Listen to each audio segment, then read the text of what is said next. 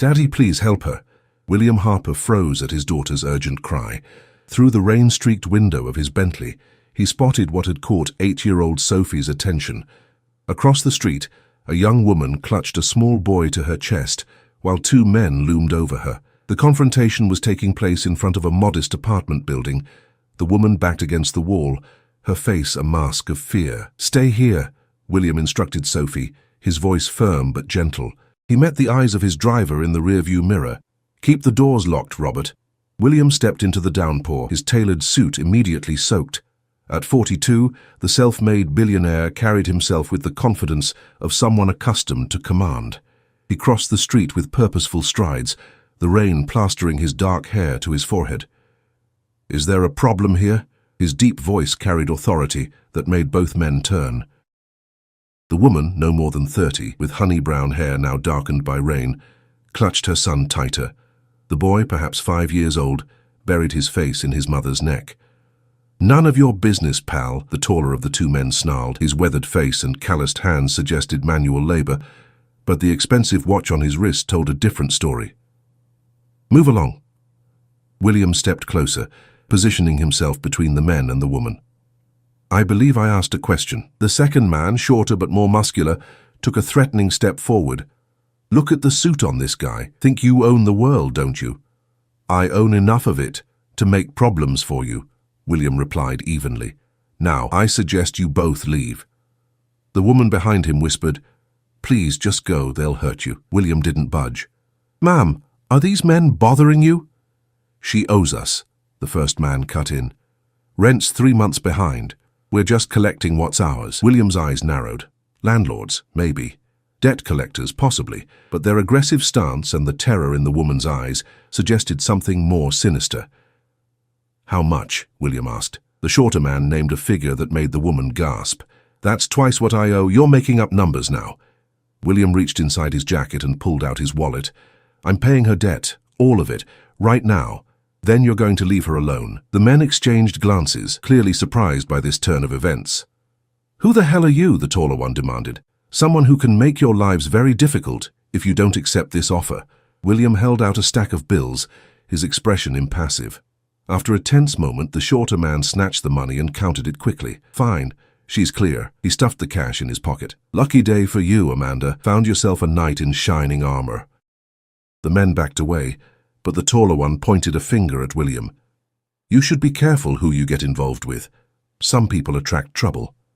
William held their gaze until they disappeared around the corner. Only then did he turn to the woman, Amanda, who was trembling, partly from the cold rain, partly from fear. "Thank you," she breathed, her voice barely audible above the downpour. "I don't know how to repay you." "You don't have to," William assured her. He noticed the boy peeking at him with curious eyes. "Is he okay?" Amanda nodded, running a protective hand over her son's damp hair. "Yes, Noah's fine, just scared." Her eyes darted nervously in the direction the men had gone. "They'll be back. They always come back." "Daddy!" Sophie's voice called out.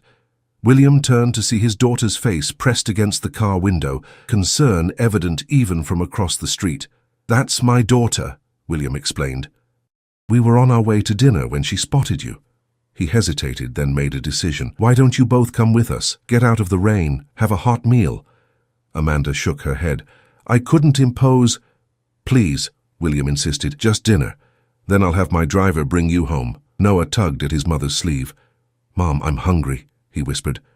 The simple statement seemed to decide it for Amanda.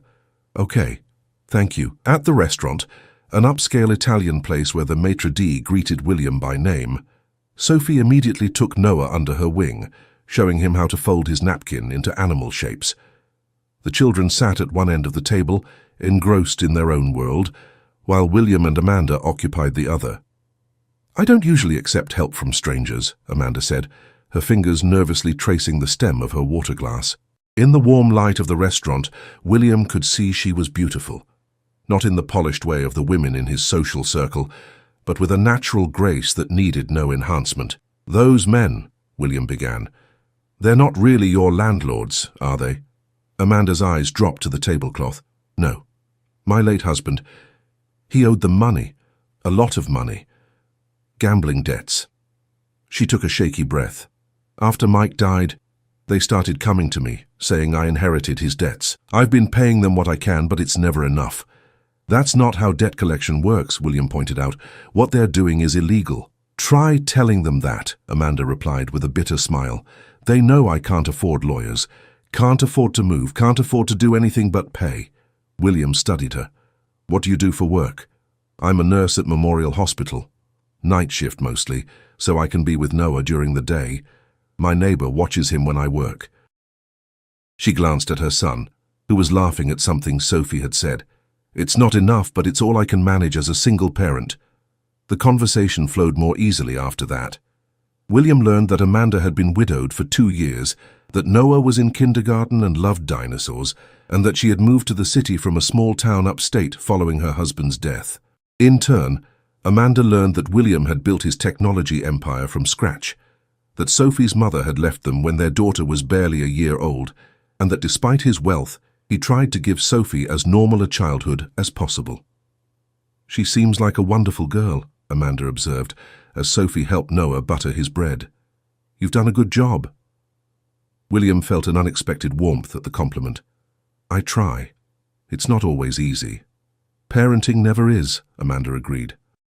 But it looks like you've figured it out better than most. By the time dessert arrived, the initial awkwardness had dissolved. Noah had chocolate smeared on his face, and Sophie was teaching him how to twirl spaghetti properly. William couldn't remember the last time he'd seen his daughter so animated with a new acquaintance. As the evening drew to a close, William's driver pulled up to Amanda's apartment building. The rain had stopped, but puddles still reflected the streetlights. Thank you for dinner, Amanda said as Robert opened the car door. And for earlier, I don't know what would have happened if you hadn't stepped in. William made a quick decision. Can I see you again? I'd like to help sort out this situation with those men. Amanda hesitated. I don't think that's a good idea. You've been kind, but getting involved with my problems, it could be dangerous. I'm already involved, William pointed out. At least let me give you my number. If those men come back, call me. After a moment's consideration, Amanda nodded. They exchanged numbers, and she and Noah said their goodbyes to Sophie, who extracted a solemn promise from Noah to draw her a dinosaur picture the next time they met. As the Bentley pulled away, Sophie leaned against her father's arm. Are we going to see them again, Daddy? William watched Amanda and Noah disappear into their building. I hope so, sweetheart.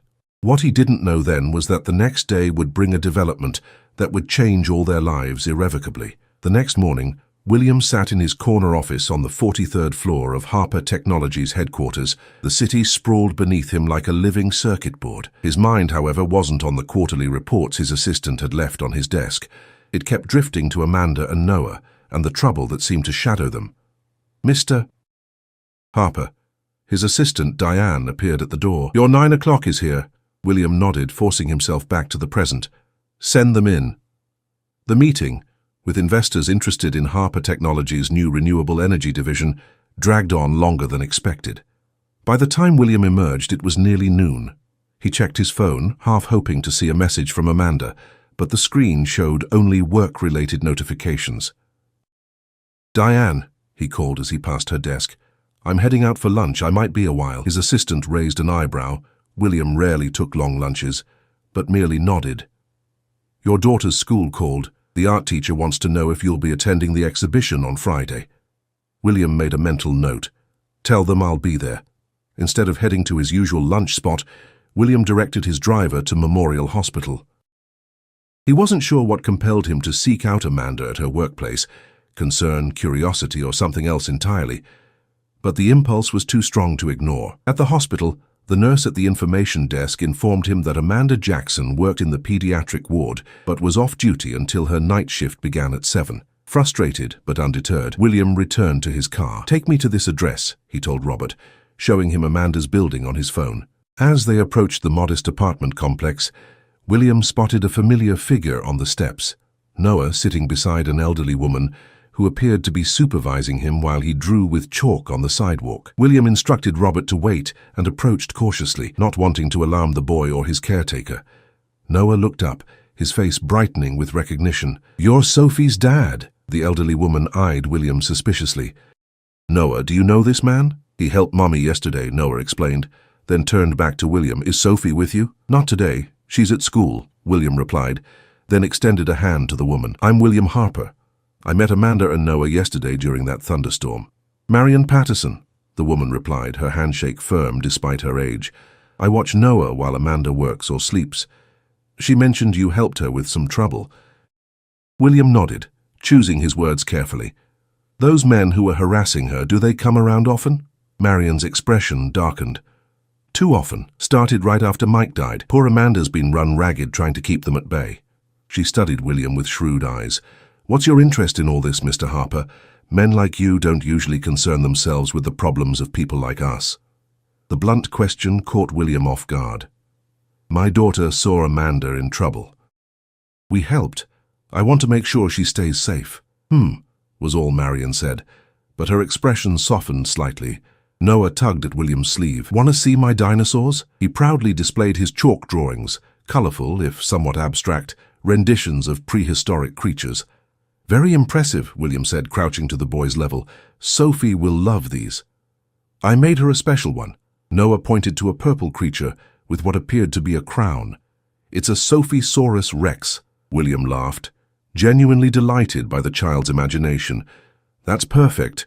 Listen, Noah, do you know where those men live? The ones who were bothering your mom? Noah's smile vanished, and he shook his head, suddenly solemn. Mom says I should run and hide if I see them. Marion placed a protective hand on Noah's shoulder. One of them, the taller one, Vince, owns a pawn shop over on Westfield Street. The other one, Ray, works there sometimes. She fixed William with a penetrating stare. But if you're thinking of confronting them, I'd advise against it. They have connections. What kind of connections? The kind that mean trouble for anyone who crosses them, Marion replied cryptically. Amanda's late husband found that out the hard way. Before William could press for more details, his phone rang. Diane's name flashed on the screen. Mr. Harper, there's been an incident at Sophie's school. She fell during recess and may have broken her arm. They're taking her to Memorial Hospital now. William's heart clenched. I'm on my way. He turned to Marion and Noah. I have to go. My daughter's hurt. Please tell Amanda I stopped by. At Memorial Hospital, William found Sophie in the emergency room, her face tear-streaked but brave. Her left arm was being examined by a doctor, while a nurse stood by with a clipboard. Daddy! Sophie cried when she saw him. William rushed to her side, his heart breaking at her pain. I'm here, sweetheart. What happened? I was showing Lily how to do a cartwheel, Sophie explained, wincing as the doctor gently manipulated her arm. But I slipped on the grass. The doctor, a middle-aged woman with kind eyes, looked up at William. It's a simple fracture. She'll need a cast, but it should heal perfectly if she follows instructions.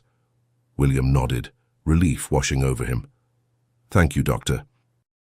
As the medical team prepared Sophie for her cast, William stepped outside to call his office and reschedule his afternoon meetings. When he returned, he found an unexpected visitor sitting beside Sophie's bed, Amanda, in nurse's scrubs, helping his daughter choose a color for her cast. Amanda, William said, surprised. I thought you were off today. She looked up, equally startled. William, they called me in because they're short-staffed. Her eyes softened as she turned back to Sophie. I didn't realize this was your daughter until I saw her chart. Sophie, despite her pain, beamed at Amanda. I'm getting a purple cast, and Amanda says I can draw dinosaurs on it like Noah's. William felt a surge of gratitude. Thank you for taking care of her.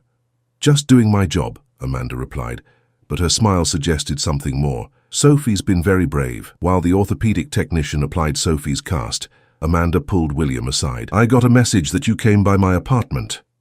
I wanted to check on you, William admitted. Those men yesterday. I'm worried they'll come back. Amanda's expression clouded. They always do. She hesitated, then added in a lower voice, They called me this morning. They said the debt's not settled. Despite what you paid, they're claiming Mike owed them much more. William's jaw tightened. That's extortion.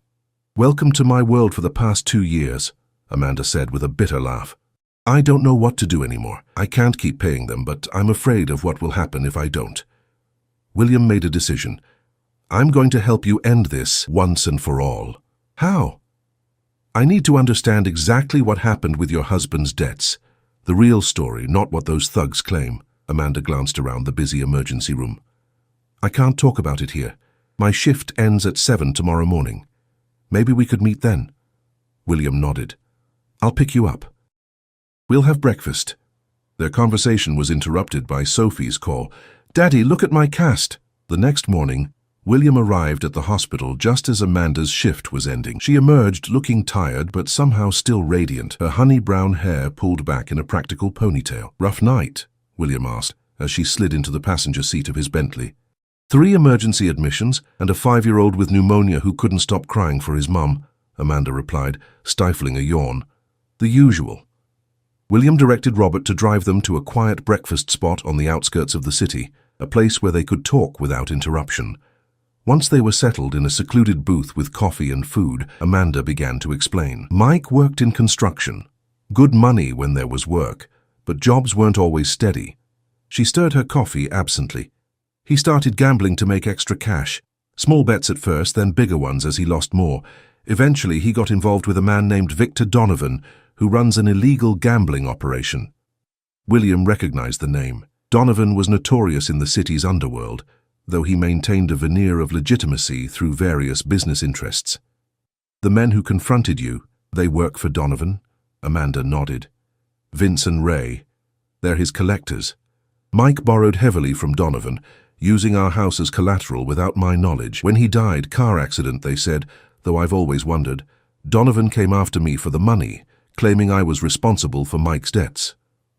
That's not legally binding, William pointed out. Legal doesn't matter to men like Donovan, Amanda replied, her eyes haunted. He threatened to hurt Noah if I didn't pay. I sold our house, paid what I could, but Donovan keeps claiming the debt grows with interest. She looked at William directly. That's why I was suspicious when you helped me. The last man who offered to help was working for Donovan. It was a setup to get me deeper in debt. William felt a surge of anger at what this woman had endured. How much does Donovan claim you owe now? Amanda named a figure that made William's eyebrows rise. It was substantial, but not impossible for someone of his means. I could pay it, he said simply. Amanda's eyes widened. I can't ask you to do that. You didn't ask. I offered. Why would you do that for someone you barely know? William considered the question. Why indeed? Something about Amanda and Noah had touched him deeply, awakening protective instincts he hadn't realized he possessed. Because it's the right thing to do, he said finally. And because no one should have to live in fear. Amanda studied him for a long moment, then slowly shook her head. Paying them won't end it. Donovan will just come up with another amount, another reason why the debt isn't settled. The only way this ends is if Donovan is stopped. Then that's what we'll do, William said, his resolve hardening. We'll stop him. What neither of them knew was that their conversation had not gone unnoticed. In a corner booth, partially hidden by a newspaper, sat a man who had been listening intently to every word. As William and Amanda left the restaurant, he made a phone call. Boss, it's Vince. You were right about Amanda Jackson. She's found herself a rich boyfriend, and I think he's planning to cause trouble. That evening, William sat in his home office, staring at his computer screen. He'd spent hours researching Victor Donovan, compiling a dossier on the man's businesses, associates, and rumored criminal connections. The picture that emerged was troubling. Donovan operated in the shadows of legitimacy, using his pawn shops, real estate holdings, and nightclubs as fronts for money laundering, illegal gambling, and loan sharking. A soft knock interrupted his concentration. Sophie stood in the doorway, her purple cast decorated with marker drawings. Can't sleep, sweetheart? William asked, closing his laptop. Sophie shook her head, padding across the room in her pajamas. My arm itches. She climbed onto his lap, careful of her cast. Are we going to see Noah and his mom again? William smiled at his daughter's persistence. Would you like that? Yes. Noah's my friend now, and I think his mom is nice. Sophie looked up at him with serious eyes. She makes you smile differently. Differently? William asked, surprised by his daughter's observation. Not like your work smile or your talking to grown-ups smile. A real smile. Sophie yawned. I think she needs our help, Daddy. William hugged his daughter closer. I think you're right. Now let's get you back to bed. After tucking Sophie in, William returned to his office and made a call to James Kaplan, his head of security and a former FBI agent. James, I need everything you can find on Victor Donovan, and I need it fast. The next day, William arranged to meet Amanda after she'd dropped Noah at school. They sat in a quiet corner of a neighborhood cafe, away from curious eyes. "I've been looking into Donovan," William began, keeping his voice low. "He's involved in more than just illegal gambling. If we can gather enough evidence of his operations, we could take it to the authorities." Amanda's face paled. "You don't understand how dangerous he is. People who cross Donovan have a habit of disappearing." "I'm not suggesting we confront him directly," William assured her, "but there must be records of these so-called debts, evidence of his extortion. If we can find that—" "And how exactly would we do that?" Amanda interrupted. "Break into his office? Hack his computer?" She shook her head. "This isn't some movie, William. These are real criminals with real guns." Before William could respond, his phone buzzed. It was a text from James. "Need to talk, found something important." "I have to take this," William apologized, stepping outside to call his security chief. "What did you find?" William asked without preamble. "It's about Donovan," James replied, his voice grim, "and about Amanda Jackson's husband, Mike. His death wasn't an accident." William felt a chill run down his spine. "What do you mean?" "Police report lists it as a single-vehicle accident. Car went off the road late at night, no witnesses. But I spoke to a buddy in the department. There were inconsistencies. Brake lines might have been tampered with, but the investigation was shut down before they could prove anything." "You think Donovan had him killed?" "Can't say for sure, but the timing is suspicious. Happened right after Jackson took out a massive loan from Donovan, using his house as collateral. With him dead, Donovan could go after the widow for the money, plus whatever additional interest he wanted to tack on." William's grip tightened on the phone. "Is there any way to prove this?" "Not without reopening the case, which would alert Donovan, but there's something else. Amanda Jackson filed a police report about harassment 6 months ago, named Vince Mercer and Ray Daniels specifically. Report was buried, never investigated. Corruption? Looks that way. Donovan has people on his payroll throughout the city, including some in law enforcement." William thanked James and ended the call, his mind racing. The situation was more dangerous than he'd initially thought. When he returned to the table, Amanda could see the change in his expression. "What is it?" she asked, concerned. William hesitated, unsure how much to share. "My security chief has been looking into Donovan. Amanda, there's a possibility your husband's accident wasn't an accident at all." Amanda's face went completely white. She gripped the edge of the table so hard her knuckles blanched. "I suspected," she whispered. "Deep down, I always wondered. Mike was a careful driver, especially when he'd been drinking. The accident never made sense." "I'm sorry," William said, reaching across the table to cover her trembling hand with his. "But this changes things. If Donovan is responsible for Mike's death, we're dealing with something much more serious than loan sharking."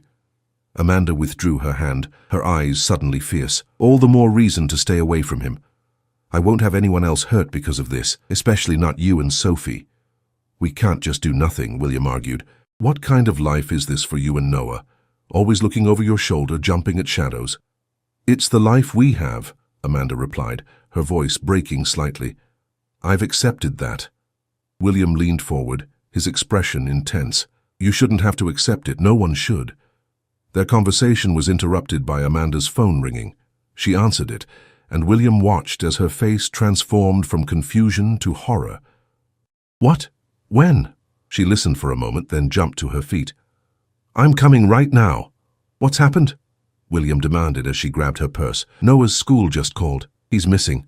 He was on the playground during recess, and now he's gone." Her voice shook with panic. "Someone took my son." William was instantly in motion, guiding Amanda out of the cafe to where Robert waited with the car. "We'll find him," he promised, though fear clawed at his own heart. "Robert, take us to Noah's school now." The elementary school was in chaos when they arrived. Teachers searching classrooms, police officers interviewing staff, parents arriving in a panic after hearing the news. The principal, a harried-looking woman in her 50s, met them at the entrance.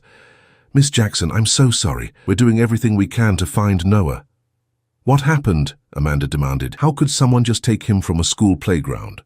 According to his teacher, Noah was playing near the fence when a man approached from the other side. They appeared to be talking. Then Noah left with him. The playground monitor didn't realize what was happening until it was too late. "Did anyone recognize this man?" William asked. The principal shook her head. "Not the staff, but we're reviewing security camera footage with the police now." Amanda swayed on her feet and William steadied her. "It's Donovan," she whispered. "He's taken Noah to force me to pay." A police officer approached them. "Ms. Jackson, we need to ask you some questions about who might want to take your son." William stepped in. "I believe I know who's responsible. His name is Victor Donovan." The officer's expression changed subtly. "Donovan? What makes you think he's involved?" William explained the situation briefly, watching the officer's reactions carefully. When he mentioned Donovan's threats and the suspicious circumstances of Mike's death, he noticed the officer's eyes shift away. "We'll look into it," the officer said, his tone non-committal. "In the meantime, you should go home in case the kidnapper calls with demands." As the officer walked away, William leaned close to Amanda. "He's not going to help. I think he's on Donovan's payroll." "Then what do we do?" Amanda asked, desperation in her voice. "We find Noah ourselves," William replied grimly. He pulled out his phone and called James again. "I need your help. A child has been kidnapped, and I think Victor Donovan is behind it." James listened as William explained the situation. "This is serious, William. If Donovan has the boy, going through official channels might put him in more danger, especially if there are corrupt officers involved. Can you help us?" "I'll put a team together," James promised. "In the meantime, if Donovan contacts Amanda with demands, we need to record everything." Amanda's phone rang just as William ended his call. She answered it with shaking hands, putting it on speaker. "Hello?" "Amanda Jackson." The voice was unfamiliar, cold and businesslike. "I believe we have something that belongs to you." "Where's my son?" Amanda demanded, her voice breaking. "Please don't hurt him." "Noah is fine, for now. Whether he stays that way depends entirely on you." William placed a steadying hand on Amanda's shoulder as she asked, "What do you want?" "Mr. Donovan wants what he's owed plus interest for the trouble you've caused. The new amount is $250,000. Cash. You have until midnight." Amanda gasped. "I don't have that kind of money. Please, just let Noah go. He's just a child." "Perhaps your new friend can help." The caller's tone turned mocking. "The billionaire who's been poking around asking questions about Mr. Donovan. Tell William Harper that his interference has consequences." William stepped closer to the phone. "This is Harper. Let me speak to Noah." There was a pause. Then Noah's frightened voice came through. "Mom, I'm scared." "Noah!" Amanda cried. "Baby, it's going to be okay." "Mommy's going to come get you." "Enough," the cold voice returned. $250,000, midnight. We'll text you the location for the exchange. Come alone, Ms. Jackson. No police, no Harper, or you'll never see your son again." The call ended, leaving Amanda staring at the phone in horror. She turned to William, tears streaming down her face. "What am I going to do? I don't have that kind of money." "I do," William said firmly, "and we're going to get Noah back. But we're not playing by Donovan's rules." William took Amanda to his penthouse, where they met with James and his team of security specialists. While Amanda paced anxiously, they devised a plan. "Donovan expects you to be desperate and compliant," James explained to Amanda. "He doesn't know we're working together, which gives us an advantage. But he specifically said I should come alone," Amanda protested. "If he sees anyone else, he won't," James assured her. "My team will be invisible but present. We'll have eyes on you the entire time." William outlined the next steps. "You'll go to the exchange with the money. I'll have a tracking device sewn into the bag. Once Noah is safely with you, our team moves in." "And if something goes wrong?" Amanda asked, her voice small. William met her eyes. "Nothing will go wrong. I promise you. We're getting Noah back tonight." As the team finalized preparations, William found a moment alone with Amanda. She stood by the window, looking out at the city lights, her arms wrapped around herself as if holding her breaking heart together. "We're going to bring him home," William said softly. Amanda turned to him, her eyes red from crying. "Why are you doing all this? You barely know us." William considered the question. In the short time since that rainy evening when Sophie had spotted Amanda and Noah in trouble, something had shifted in him. These two people had awakened feelings he'd thought long buried after his wife abandoned him and Sophie. "I care about what happens to you and Noah," he admitted. "More than I expected to." Amanda stepped closer, vulnerability in her eyes. "I'm afraid, William. Not just for Noah, but for you, for what Donovan might do. Don't be. Men like Donovan only have power when people are too afraid to stand against them." Amanda's phone chimed with a text message. She looked down at the screen, then up at William, her face set with determination. "They've sent the location for the exchange. It's an abandoned warehouse at the edge of the industrial district." William nodded grimly. "Then it's time." As the team moved into action, neither William nor Amanda could have predicted the shocking revelation that awaited them at the warehouse. A truth that would rewrite everything they thought they knew about Noah's kidnapping and Mike Jackson's death. Rain fell in a gentle patter as Amanda approached the abandoned warehouse, her heart hammering in her chest.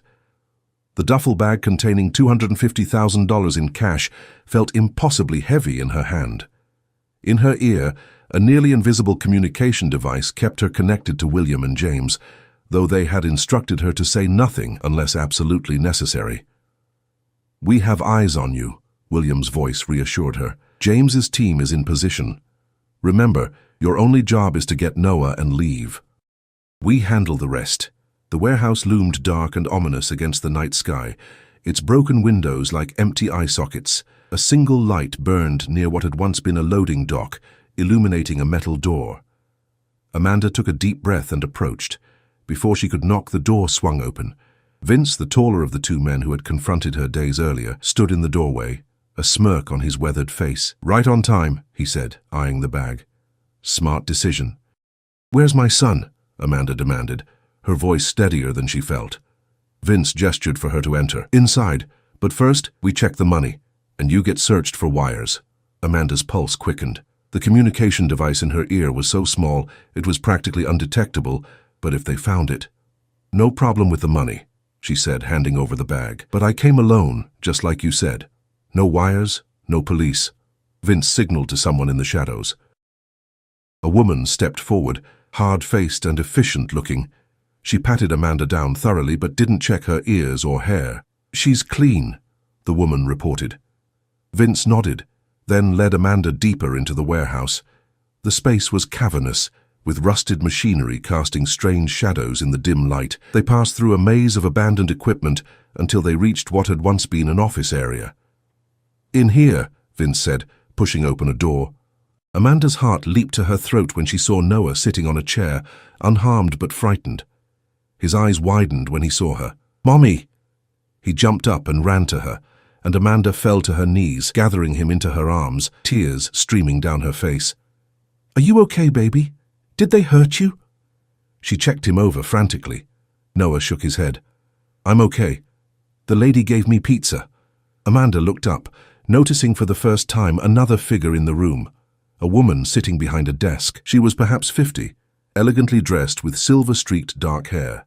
Her eyes, calculating and cold, studied Amanda with interest. "Ms. Jackson," the woman said, her voice cultured but with an underlying hardness. "I believe this is our first meeting. I'm Catherine Donovan." Amanda stood, keeping Noah behind her. "Donovan? You're Victor Donovan's wife," Catherine supplied, "though soon to be ex-wife if all goes as planned." Confusion washed over Amanda. This wasn't what she'd expected. "I don't understand. Where's Victor?" Catherine smiled thinly. "My husband doesn't know about this little arrangement. He believes you're still being handled by his usual collectors. Then why— Am I involved?" Catherine leaned forward. "Because I need leverage against Victor, and you, Ms. Jackson, have unwittingly provided it." In Amanda's ear, William's voice was tense. "We're hearing everything. Keep her talking." Amanda swallowed hard. "I still don't understand what this has to do with me or my son." Catherine opened a drawer and pulled out a file. "Your husband, Mike Jackson, didn't just owe Victor money. He was working with him, and before his unfortunate accident, he acquired something that belongs to me, something that could destroy Victor if it became public." "Mike worked for Donovan?" Amanda felt the ground shift beneath her. "That's impossible. He was a construction worker." "Oh, he worked construction," Catherine agreed. "Perfect cover for moving certain items in and out of buildings undetected." She slid a photo across the desk. "Recognize this?" Amanda looked at the image, a small statue, perhaps 8 inches tall, of a woman draped in flowing robes. It appeared to be made of jade. "I've never seen it before," she said honestly. Catherine's expression hardened. "This artifact is worth millions to the right buyer. It was stolen from a museum in Beijing 5 years ago. Victor arranged the theft. Mike Jackson smuggled it into the country, and I paid for it, with money from my family's trust that Victor wasn't supposed to touch. If this is about some stolen statue, I don't have it, Amanda insisted. I never knew anything about Mike's involvement with your husband. Catherine studied her. Perhaps not, but I believe Mike hid it before his death. A safety measure in case Victor turned on him, which of course he did. I need that artifact, Miss Jackson, and I believe your son may know where it is, even if he doesn't realize it. Amanda pulled Noah closer. He's 5 years old. How could he possibly know anything about this? Children see things, they remember details adults overlook. Catherine turned her attention to Noah. Noah, do you remember your daddy's special hiding place? The secret spot where he kept things? Noah pressed his face against Amanda's side, refusing to look at the woman. Leave him alone, Amanda said fiercely. He doesn't know anything. Catherine sighed. I was hoping we could do this the easy way.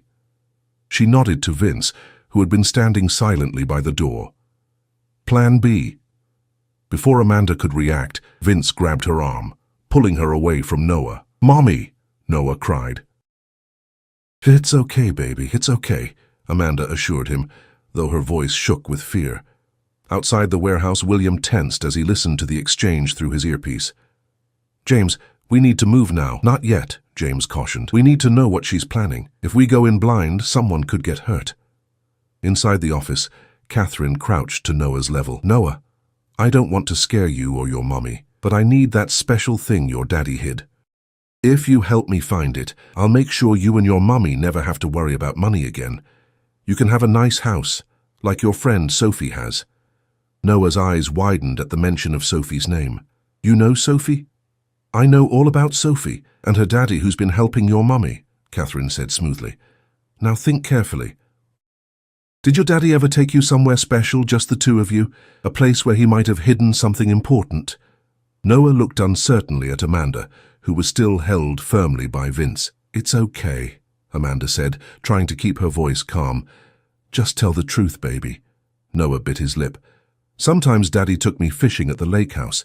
He had a special box under the floor where he kept his lucky fishing lure. Catherine's eyes gleamed. A lake house, where? Up north, Noah said vaguely, in the way of children who don't fully understand geography.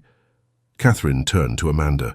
Where is this lake house? We sold it, Amanda replied, after Mike died, to pay his debts to your husband. Catherine's face darkened with anger. Who bought it? I don't know. It was handled by the bank. Catherine studied Amanda's face, then seemed to decide she was telling the truth. Vince, take Miss Jackson and the boy. We're going to that lake house property. What about the money? Vince asked, gesturing to the duffel bag. Bring it. Consider it a down payment on what Victor owes me.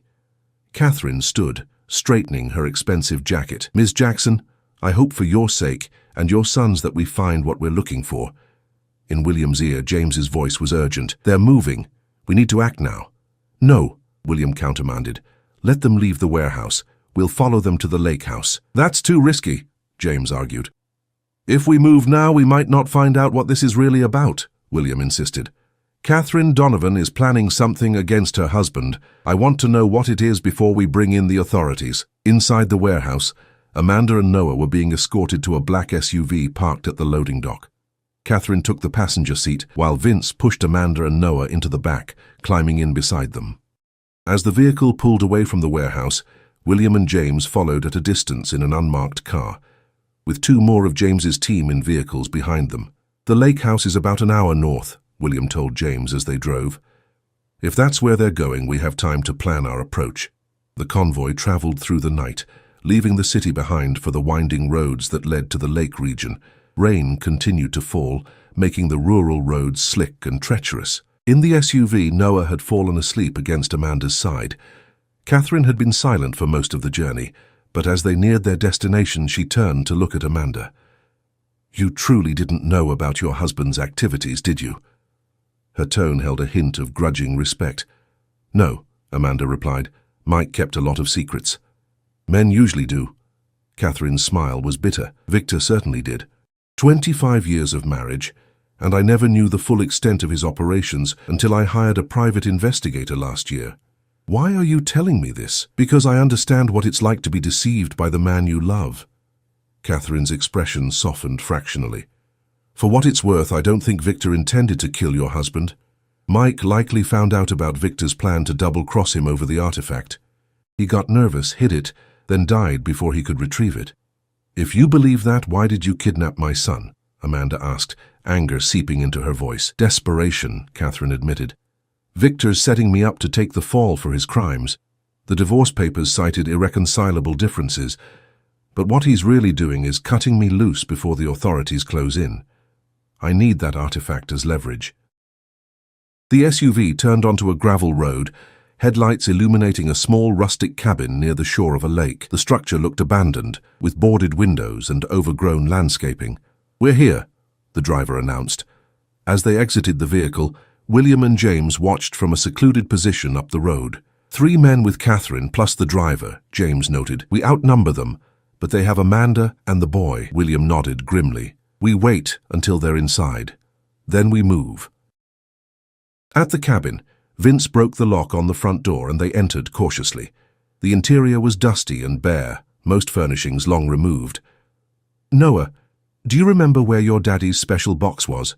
Catherine asked. Noah looked around, then pointed to a corner of what had been the living room.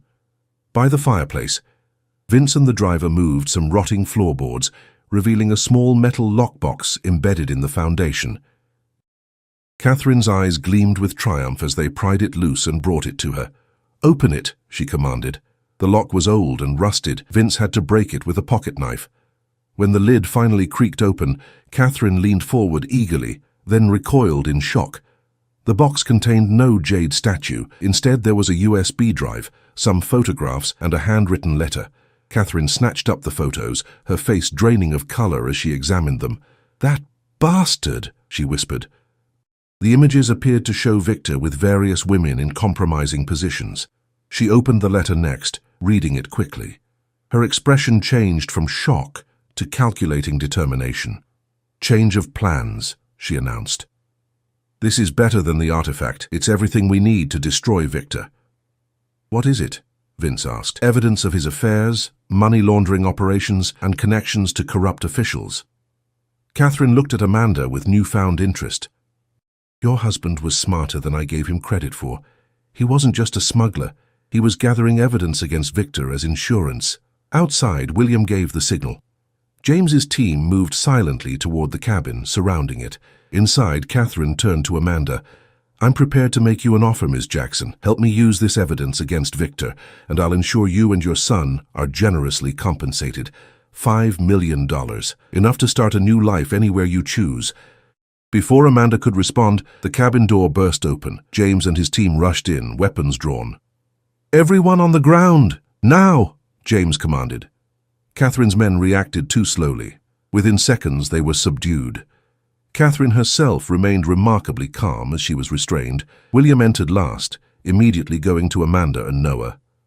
Are you both okay? He asked, checking them for injuries. Amanda nodded, tears of relief streaming down her face. We're fine. How did you... I promised I wouldn't let anything happen to you, William reminded her. He turned to Catherine, his expression hard. Mrs. Donovan, you're facing serious charges, kidnapping, extortion. Catherine laughed softly. Mr. Harper, always the white knight.